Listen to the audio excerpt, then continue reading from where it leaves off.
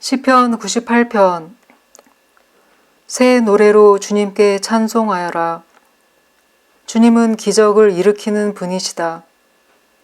그 오른손과 그 거룩하신 팔로 구원을 베푸셨다.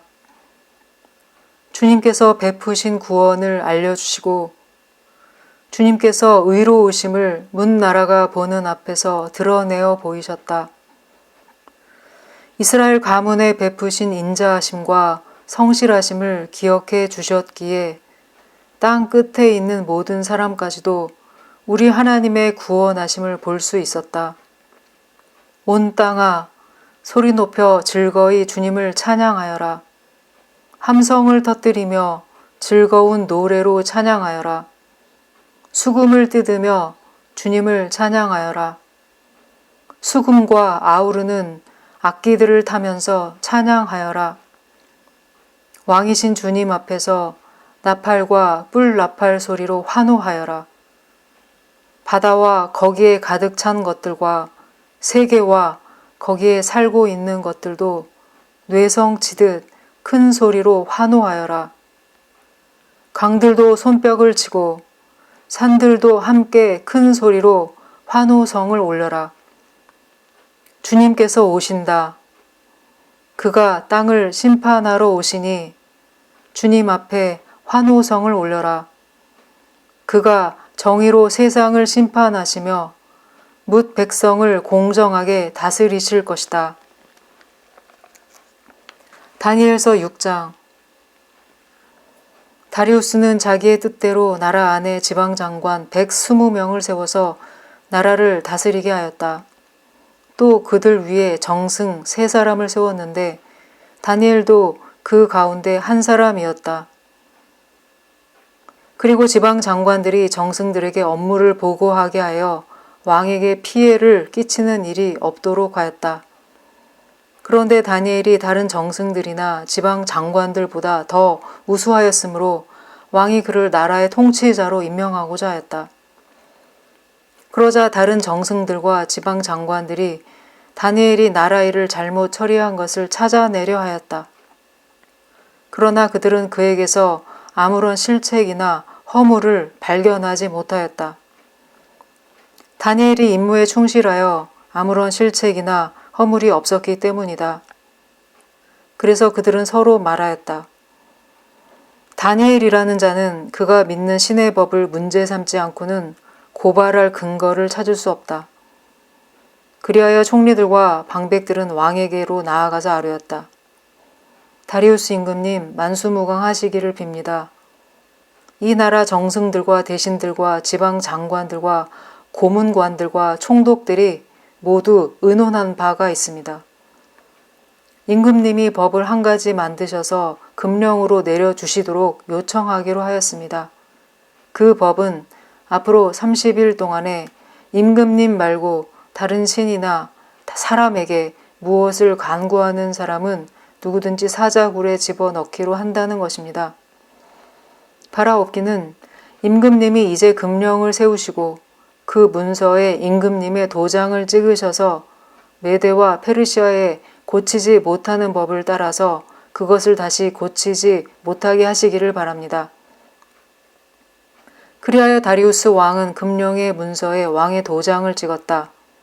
다니엘은 왕이 금령 문서에 도장을 찍은 것을 알고도 자기의 집으로 돌아가서 다락방으로 올라갔다. 그 다락방은 예루살렘 쪽으로 창문이 나 있었다.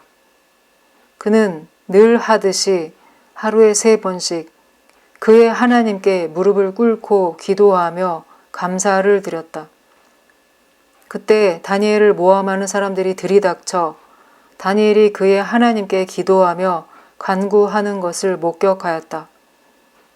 그들이 왕에게로 나아가서 다니엘을 고발하려고 왕에게 금령을 상기시켰다.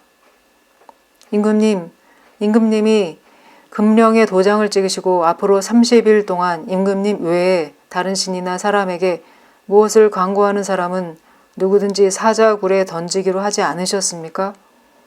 왕이 대답하였다. 그 일은 고칠 수 없다. 그것은 메대와 페르시아의 법을 따라 확정된 것이다. 그들이 왕에게 아뢰었다.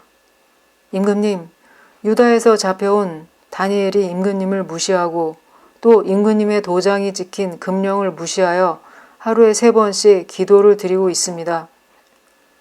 왕은 이 고발을 듣고 몹시 괴로워하고 다니엘을 구원하려고 마음을 쓰며 해가 질 때까지 온갖 노력을 다 하였다. 그때 이 사람들이 왕에게 다가와서 말하였다. 임금님, 메대와 페르시아의 법은 임금님이 한 번 금령이나 법률을 세우시면 그것을 바꾸실 수 없다는 사실을 기억하시기 바랍니다. 그래서 왕이 명령을 내리니 그들이 다니엘을 끌어다가 사자굴에 던져 넣었다. 왕이 다니엘에게 말하였다. 그대가 늘 섬기는 그대의 하나님이 그대를 구하여 주시기를 비요. 사람들이 돌 하나를 굴려다가 어귀를 막았고 왕이 그 위에 자기의 도장과 귀인들의 도장을 찍어서 봉하였다. 이렇게 하여서 다니엘에게 내린 조치를 변경할 수 없게 하였다. 그 뒤에 왕은 궁전으로 돌아가서 그날 밤을 뜬 눈으로 지새우며 먹지도 마시지도 않고 즐거운 일은 아무것도 하지 못하게 하였다. 이튿날 동이 틀 때에 왕은 일어나는 길로 곧 사자굴로 갔다. 그 굴 가까이에 이르러서 왕은 슬픈 목소리로 외치며 다니엘에게 말하였다. 살아계신 하나님의 종 다니엘은 들으시오.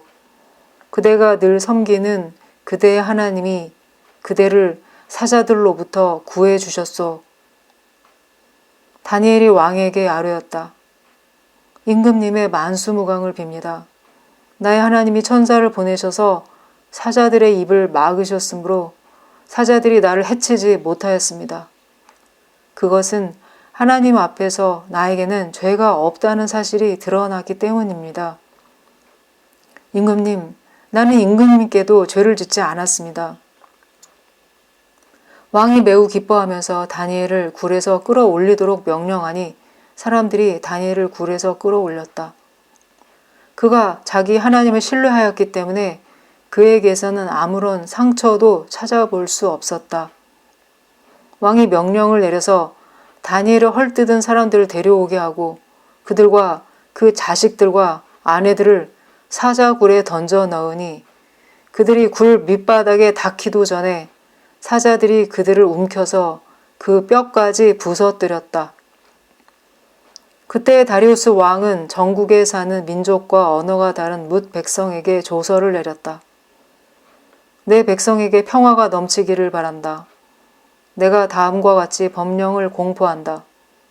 내 나라에서 나의 통치를 받는 모든 백성은 반드시 다니엘이 섬기는 하나님을 공경하고 두려워하여야 한다. 살아계신 하나님이 영원히 다스리신다.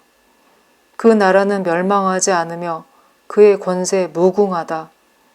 그는 구원하기도 하시고 건져내기도 하시며 하늘과 땅에서 표적과 기적을 행하시는 분, 다니엘을 사자 입에서 구하여 주셨다. 바로 이 사람 다니엘은 다리우스 왕이 다스리는 동안에 페르시아의 고레스 왕이 다스리는 동안 잘 살았다. 마태복음 17장 22절. 제자들이 갈릴리에 모여 있을 때 예수께서 그들에게 말씀하셨다. 인자가 곧 사람들의 손에 넘어갈 것이다. 사람들은 그를 죽일 것이다. 그런데 그는 사흘째 되는 날에 살아날 것이다. 그렇게 말씀하시니 그들은 몹시 슬퍼하였다. 그들이 가버나움에 이르렀을 때 성전세를 거두어 드리는 사람들이 베드로에게 다가와서 물었다. 여러분의 선생은 성전세를 바치지 않습니까? 베드로가 대답하였다. 바칩니다. 베드로가 집에 들어가니 예수께서 먼저 말씀을 꺼내셨다. 시몬아, 내 생각은 어떠냐? 세상 임금들이 관세나 주민세를 누구한테서 받아들이느냐? 자기 자녀한테서냐 아니면 남들한테서냐? 베드로가 대답하였다. 남들한테서입니다. 예수께서 다시 그에게 말씀하셨다. 그러면 자녀들은 면제받는다. 그러나 우리가 그들을 걸려 넘어지지 않도록 해야 하니 내가 바다로 가서 낚시를 던져 맨 먼저 올라오는 고기를 잡아서 그 입을 벌려보아라. 그러면 은전 한 입이 그 속에 있을 것이다. 그것을 가져다가 나와 내 몫으로 그들에게 내어라.